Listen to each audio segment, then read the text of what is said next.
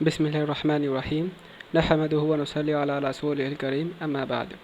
السلام علیکم ناظرین، میں عبدالوقار۔ جیسا کہ آپ جانتے ہیں ہم بات کر رہے ہیں تحصیل بہشت زیور کی، اور اس میں ہمارے 6 سیشنز ہو چکے ہیں۔ آج ہمارا 7واں سیشن ہے جس میں ہم شادی بیاہ سے متعلق رسم و بدعات اسٹارٹ کریں گے، اور آج ہم بات کریں گے محرم میں شادی بیاہ کو ممنوع سمجھنا، سہرا باندھنا، شادی کی چند قبیح رسمیں، شادی کے بعد پہلا رمضان میکے میں گزارنا، منگنی یا شادی کے موقع پر مٹھائی اور کپڑوں کا لین دین۔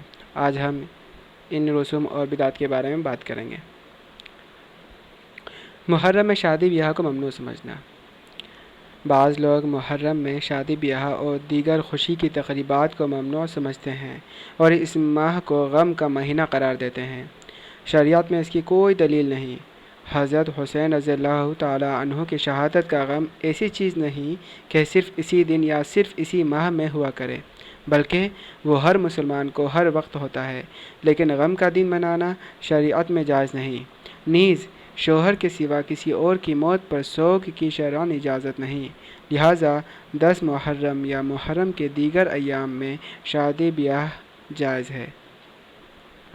سہرا باندھنا۔ شادی میں دولہا کے سر پر سہرا باندھنے کی رسم ہندوؤں سے لی گئی ہے۔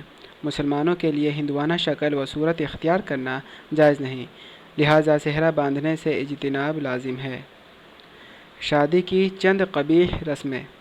شادی میں مہندی، سہرا بندی، جوتا چھپائی، دودھ پلائی وغیرہ یہ سب ہندوانہ رسمیں ہیں۔ شادی جیسی مبارک خوشی کو ان جیسی ہندوانہ رسوم سے آلودہ کرنا کسی طرح بھی درست نہیں۔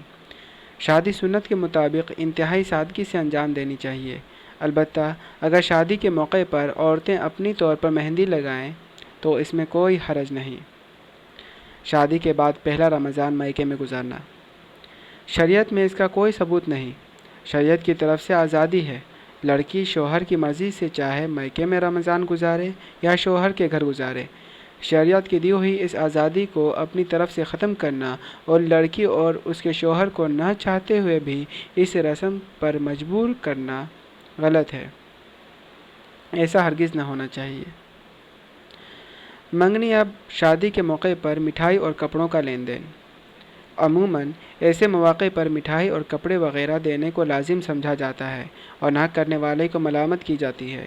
چنانچہ ملامت کے خوف سے غریب آدمی قرض لے کر یا ناجائز طریقوں سے کما کر ان رسموں کو پورا کرنے کو ضروری سمجھتا ہے۔ نیز یہ چیزیں قرض سمجھ کر دی اور لی جاتی ہیں، پھر دوسرے موقع پر واپس کرنا ضروری خیال کیا جاتا ہے، اس لیے اس قسم کی رسموں سے احتراز لازم ہے۔ البتہ اگر کہیں مذکورہ قباحتیں نہ ہوں اور حسب استطاعت رسم سے مجبور ہوئے بغیر خوشی سے ایسا کیا جائے تو جائز ہے۔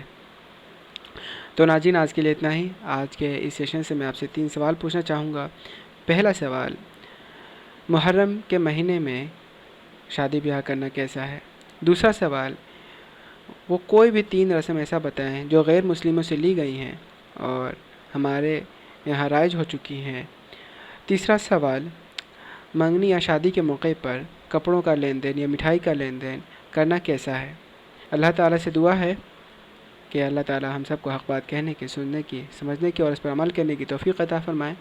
ملتے ہیں اگلے سیشن میں ناظرین۔ السلام علیکم ورحمۃ اللہ وبرکاتہ، وآخر دعوانا ان الحمد للہ رب العالمین۔